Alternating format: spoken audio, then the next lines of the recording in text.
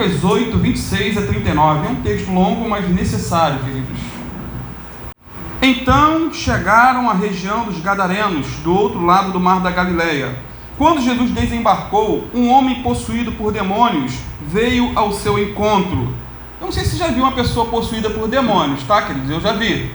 Já tive experiências nessa situação aqui, não com a legião como esse homem aqui, mas já tive. Fazia muito tempo que ele não tinha casa nem roupas e vivia num cemitério fora da cidade. Assim que viu Jesus, gritou e caiu diante dele. Então disse em alta voz: por que vem me importunar, Jesus, Filho do Deus Altíssimo? Suplico que não me atormente, pois Jesus já havia ordenado que o espírito imundo saísse dele. Esse espírito tinha dominado o homem em várias ocasiões. Mesmo quando era colocado sob guarda, com os pés e as mãos acorrentados, ele quebrava as correntes e, sob controle do demônio, corria para o deserto. Jesus lhe perguntou: qual é o seu nome? Legião, respondeu ele, pois havia muitos demônios dentro do homem. Viu o plural com singular? Muitos demônios dentro de um homem. E imploravam que Jesus não os mandasse para o abismo. Ali perto, uma grande manada de porcos pastava na encosta de uma colina, e os demônios suplicaram que eles deixassem entrar nos porcos. Jesus lhes deu permissão. Os demônios saíram do homem e entraram nos porcos, e toda a manada se atirou pela encosta íngreme para dentro do mar e se afogou. Quando os que cuidavam dos porcos viram isso, fugiram para uma cidade próxima e para seus arredores, espalhando a notícia. O povo correu para ver o que havia acontecido. Uma multidão se juntou ao redor de Jesus, e eles viram o homem que havia sido liberto dos demônios. Estava sentado aos pés de Jesus, vestido e em perfeito juízo, e todos tiveram medo. Os que presenciaram os acontecimentos contaram aos demais como um homem possuído por demônios tinha sido curado. Todo o povo da região dos Gadarenos suplicou que Jesus fosse embora. Não pediu que ficasse, não. Vá embora, pois ficaram muito assustados. Então ele voltou ao barco e partiu. O homem que tinha sido liberto dos demônios suplicou para ir com ele, mas Jesus o mandou para casa, dizendo: volte para a sua família e conte a eles tudo que Deus fez por você. E o homem foi pela cidade inteira, anunciando tudo que Jesus tinha feito por ele. Amém. Senhor, essa é a tua palavra.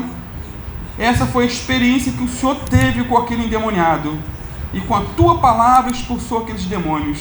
Senhor, dá-nos entendimento, fala aos nossos corações, abre os nossos olhos, Senhor, para a realidade espiritual, Pai, em nome de Jesus. Amém. Pode sentar-se, queridos. Como eu disse no início, certa feita eu tive uma experiência, posso dizer, como um novo convertido. Eu não sei se minha irmã que está aqui lembra, eu não sei se eu já contei isso para ela. Eu trabalhava com meu pai com sonorização, e um dia, muitas caixas de som, carregávamos eu e ele, tinha que descarregar do caminhão, e um dia chegando em casa lá na Trindade, ao descarregar aquele equipamento de som, eu escutei uma criança chorando. Isso era 1 da manhã, 2 da manhã, essa é a hora que a gente chegava no final de semana, muito cansado. E eu escutei um grito de criança chorando. E eu, curioso, larguei, deixei meu pai pegando as coisas pequenas e fui olhar.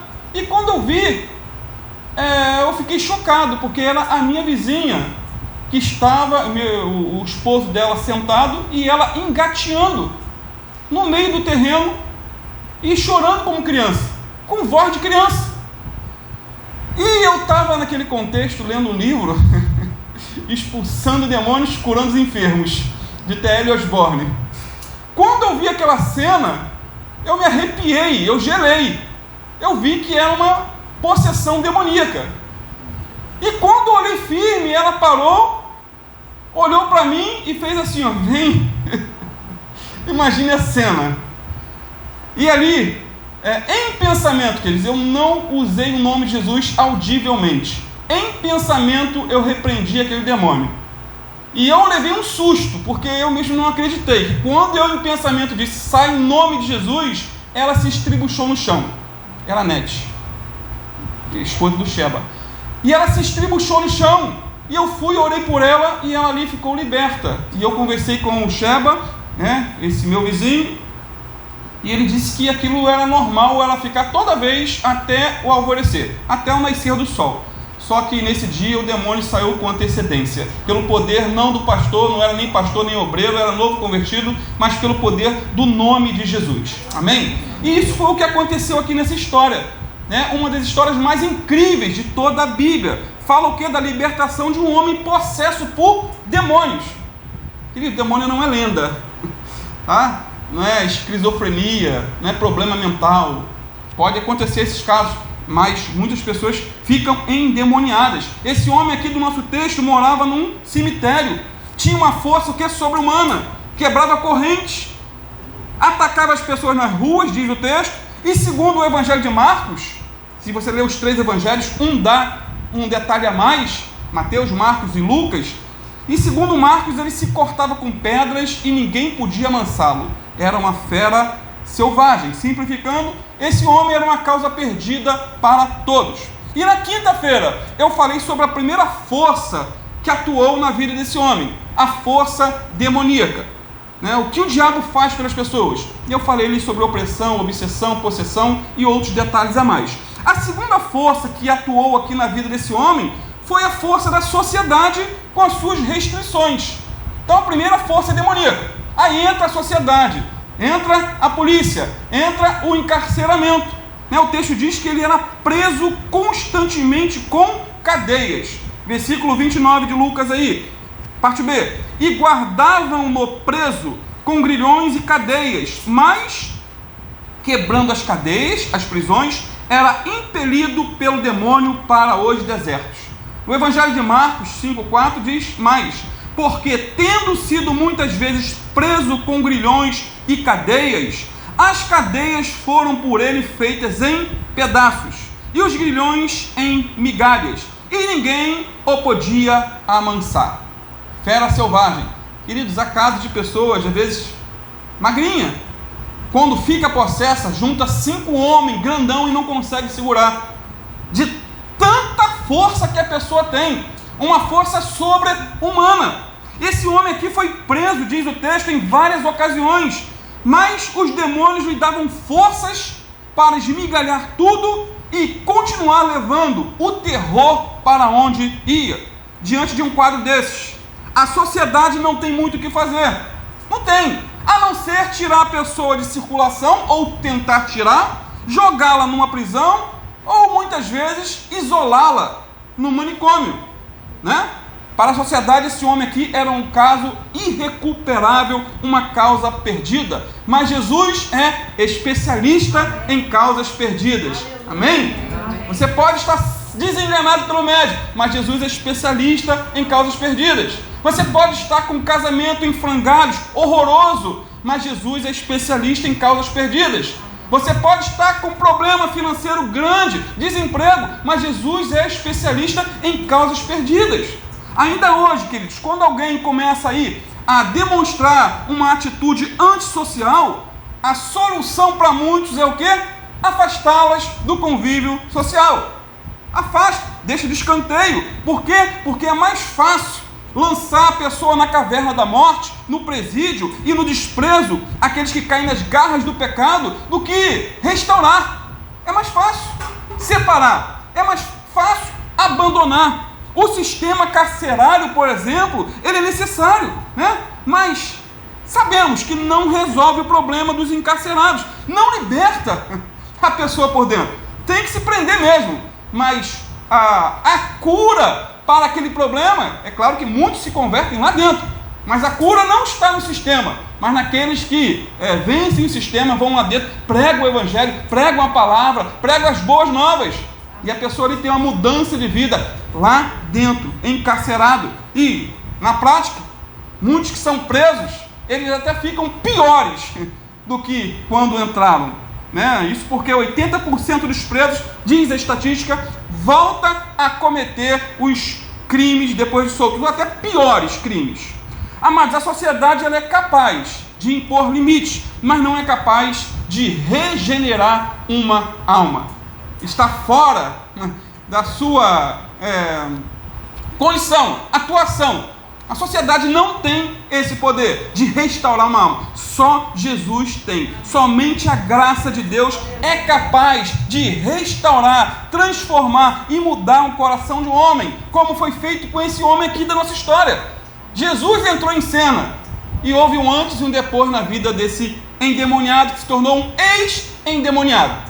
Até porque a igreja do Senhor vamos dizer assim, é um bando de ex. Tem ex de tudo. Tem ex-safado, ex-adúltero, ex-pornógrafo, ex-mentiroso. E se a pessoa não é ex, é porque não se converteu. Pastor, eu não sou ex nada. Não, você é ex alguma coisa. Ex-invejoso, ex-orgulhoso. Tem sempre um ex. Tem sempre. Então, a sociedade não tem o poder para resolver o problema do pecado e nem poder para libertar as pessoas das garras de Satanás. Somente o Evangelho de Jesus transforma. Somente Jesus liberta. Não há esperança para o homem, nem para a sociedade, a parte de Jesus. E mais, queridos, a sociedade pode fazer muito pouco, pelas pessoas violentas.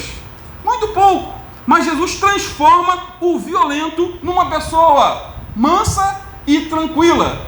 Talvez aqui alguns já foram violentos, né? Violentos, e temos que ter cuidado, queridos. Temos que ter cuidado com a violência, com a ira desgovernada. Há muita gente valentona, por exemplo, no trânsito. Eu vi um vídeo essa semana agora que me chocou. Cidadão violento foi atrás de um outro carro, um senhorzinho bem pacato, bem com cara de bobo, estacionou. O outro veio atrás, pegou um pedaço de beisebol e foi para cima do cidadão para atacar ele, violento. E começou a quebrar o carro. Só que o cidadão estava armado. E matou o outro, violento, rapidamente. Então sempre tem um que é mais doido que você, né? Tem uns que são doidos, mas sempre encontram um mais doido. Que Deus tenha misericórdia de nós. Se você é violento, paga para entrar numa briga, se arrependa. Peça a Jesus, faz de mim uma pessoa mansa, serena e tranquila.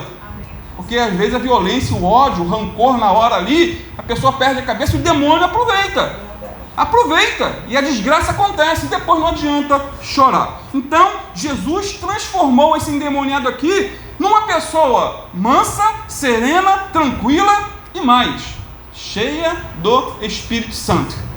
Houve um antes e um depois. Transformou esse homem que era um perturbador da ordem pública num pregador do Evangelho, como veremos a seguir. A terceira força que atuou na vida desse homem foi a força do Senhor Jesus. Então já vimos a primeira força, que foi a demoníaca. A segunda, a demoníaca foi quinta-feira. Hoje foi a força da sociedade com as suas restrições, e hoje a força do Senhor Jesus. Por quê? Porque Jesus rompeu os limites de Israel para ir ao encontro desse homem endemoniado em Gadara, em terra estranha, onde ninguém queria ir, onde todos cortavam o caminho. Não vou para lá nada, ali tem um endemoniado, tem uma pessoa que ataca. Esse aqui realmente era doido. Na verdade, na época não existia nota em papel, mas se existisse ele rasgava dinheiro. Tem gente que diz que é doido aí, mas não rasga dinheiro, ama o dinheiro. Mas esse aqui, se tivesse dinheiro, tivesse nota, ele rasgava dinheiro. Só que naquela época era cobre, era ferro. Então Jesus fez um alto investimento na vida desse homem. Isso porque momentos antes, Jesus já havia enfrentado a fúria de uma tempestade, que muitos até entendem que essa tempestade foi de ordem sobrenatural, até demoníaca, tentando aí paralisar o Senhor no meio do caminho para não ir libertar aquele endemoniado lá em Gadara. Agora ele aqui enfrenta a fúria de Satanás para libertar esse homem. O que eu aprendo com isso, queridos? Eu aprendo que uma vida tem muito valor para Jesus. Amém? Você tem muito valor para Jesus. Você é como um sal, que eu preguei aqui há pouco tempo. Na época de Jesus tinha muito valor. Muito valor. Uma vida vale mais do que o mundo inteiro. Agora vamos ver o que Jesus fez por esse homem. Vamos ver. Primeiro, ordenou que os demônios saíssem dele. É o que está no versículo 29. Porque tinha ordenado ao espírito imundo que saísse daquele homem, pois já havia muito tempo que o arrebatava. Quando esse demônio, ou esses demônios saíram, eles foram imediatamente para onde? Para uma manada de porcos, por permissão do Senhor. Só que os porcos, num total aí do texto de 2.000, eles ficaram desesperados e se jogaram de um abismo. Não aguentaram a pressão.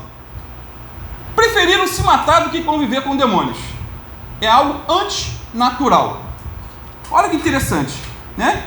Os porcos não quiseram os demônios e praticaram o suicídio. Amados, para pensar. Um animal, por mais doente que esteja, ele não tira a própria vida. Não tira. O instinto de preservação o mantém vivo e mantém ele longe do perigo. Por exemplo, um cachorro, você vê um cachorro na rua, todo leproso. Ele pode estar ali, no bico do urubu, como sempre brinco. Mas você não vai ver nunca um cachorro se jogando em frente a um carro para se matar. Isso é o que? Um instinto de preservação. Mas esses demônios aqui, eles preferiram se jogar do abismo do que conviver com demônios. O mais engraçado, hilário, irônico, é que há muitas pessoas que gostam dos demônios e convivem bem com eles. Gostam. Lucas 8, 31 a 33 diz assim: e rogavam-lhe que os não mandasse para o abismo, e andava ali pastando no monte uma vara de muitos porcos. No outro evangelho diz que eram 2.000. E rogaram-lhe que lhes concedesse entrar neles, e concedeu-lhe. E tendo saído os demônios do homem, entraram nos porcos, e a manada precipitou-se de um despenhadeiro no lago, e afogou-se. Agora, por que Jesus atendeu ao pedido dos demônios? Abrindo parênteses, o demônio também ora, sabia? Eles rogaram a Jesus, clamaram. O demônio é mais crente do que muito crente. Tem crente que não ora, e os demônios aqui rogaram, e Jesus atendeu o pedido. Por que Jesus atendeu? Por 4 razões pelo menos. Primeiro, para mostrar ao mundo que os demônios não são seres mitológicos, mas seres reais e malignos. E para estar longe deles, nós temos que estar sim com Jesus. Para não sermos cheios de demônios, temos que estar cheios do Espírito Santo. Porque um corpo não pode ser habitado por dois. Dois o quê? Dois corpos não podem habitar no mesmo espaço. Essa expressão? Interessante. Então, esteja juntinho de Jesus, queridos. Segundo, para mostrar o poder devastador dos demônios, capaz de levar o quê? A morte 2.000 porcos. Porque Jesus atendeu ao pedido aqui dos demônios. Terceiro, para mostrar os valores distorcidos do mundo, que ama mais os porcos do que as pessoas. Quarto, para mostrar que ele, Jesus, é que tem toda a autoridade. Os demônios ficam se ele permitir e saem se ele mandar. E se você, eu, nós, na autoridade do nome de Jesus, mandarmos, eles saem em nome de Jesus. Detalhe ainda, muitos dizem na atualidade que aquele homem ali, ele não tinha demônio algum. Tinha nada de demônio. Se fosse perguntar ao padre Quevedo no passado, nada, que não é demônio, não.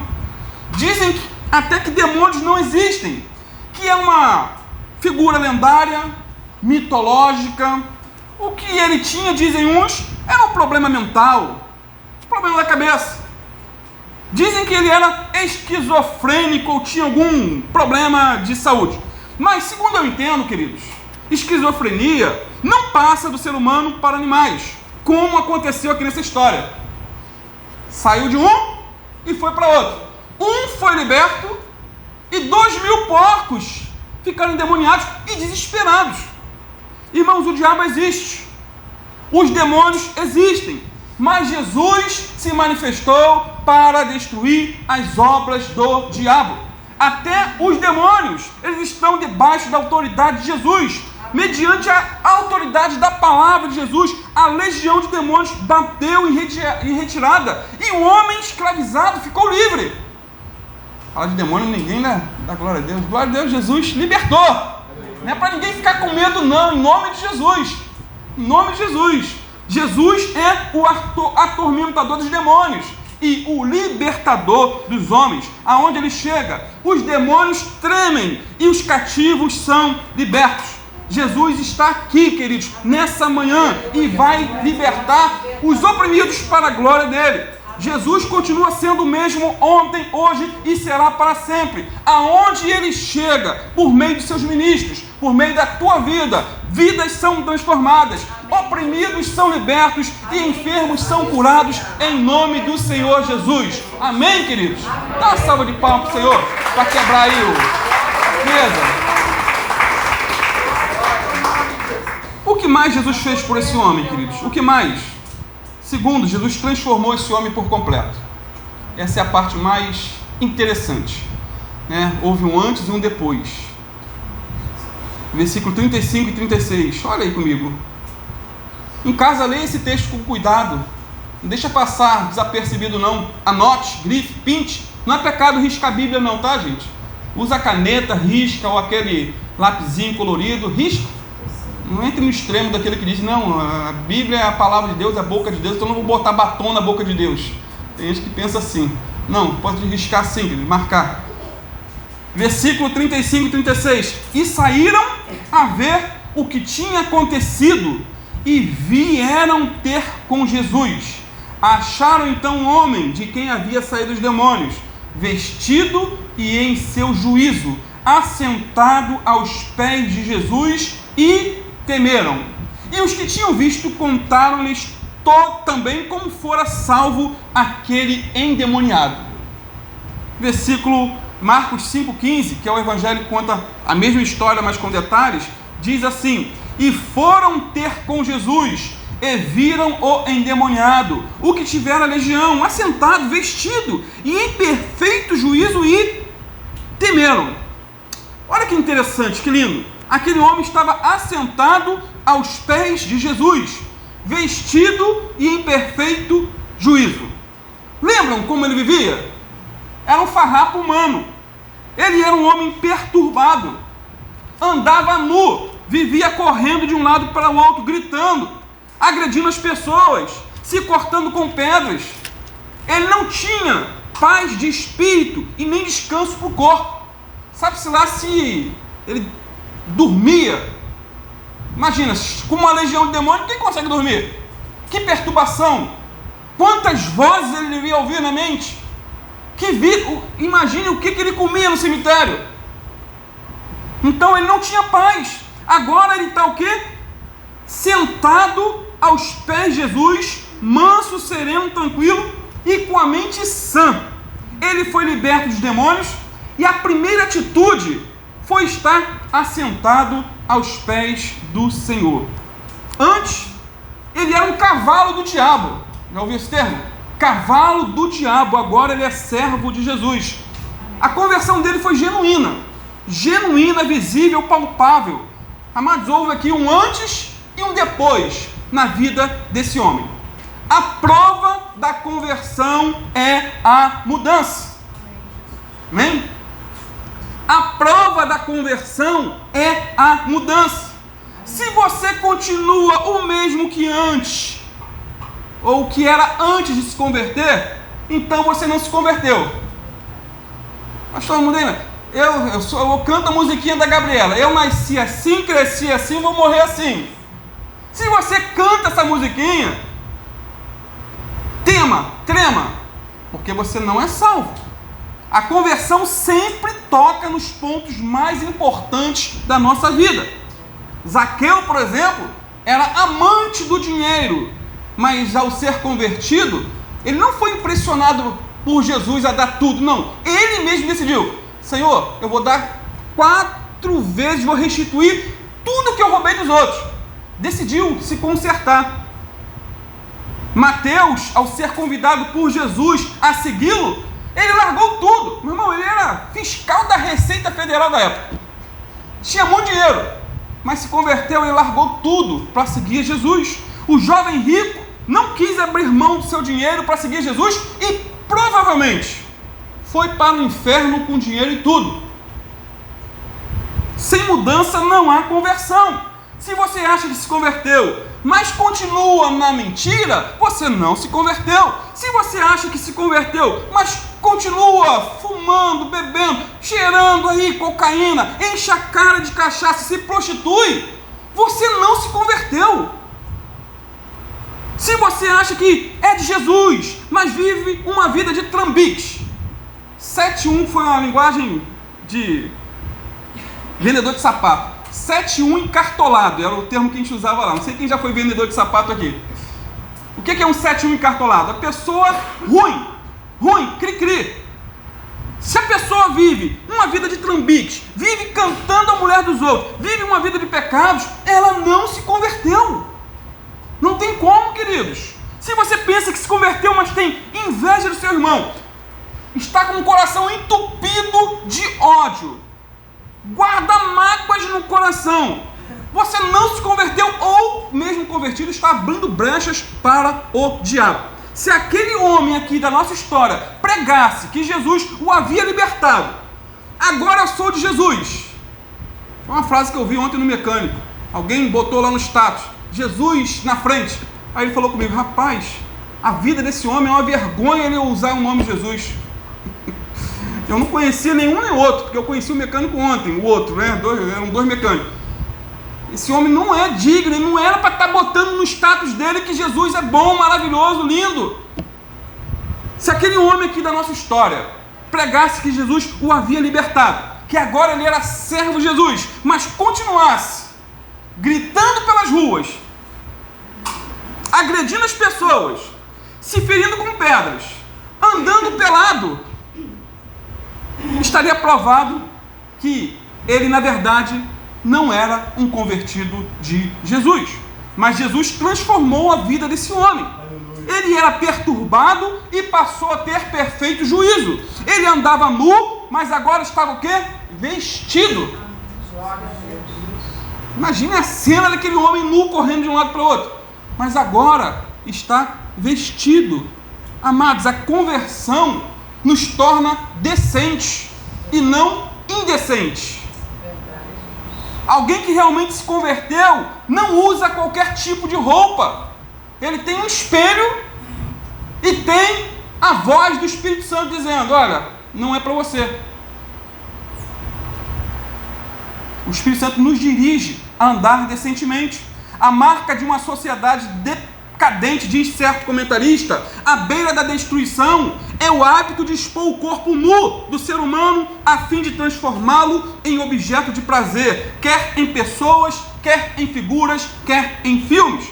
O diabo, ele é especialista em provocar a nudez, mas Jesus é especialista em nos tornar decentes para a sua glória. E foi o que Jesus fez na vida desse homem. Agora ele era realmente uma nova criatura. E como diz 2 Coríntios 5,17, se alguém está em Cristo, nova criatura é. As coisas velhas passaram, tudo se fez novo. Amém? Esse homem estava agora vestido, arrumado, limpo. Jesus devolveu para ele a sanidade mental. Ele era um insano. E, concluindo, a diferença entre sanidade e santidade é apenas uma letra, a letra T, que é símbolo da cruz de Cristo. Aonde Jesus chega, ele restaura a mente, restaura o corpo e restaura a alma. Esse homem era violento, ele não oferece agora mais perigo para ninguém.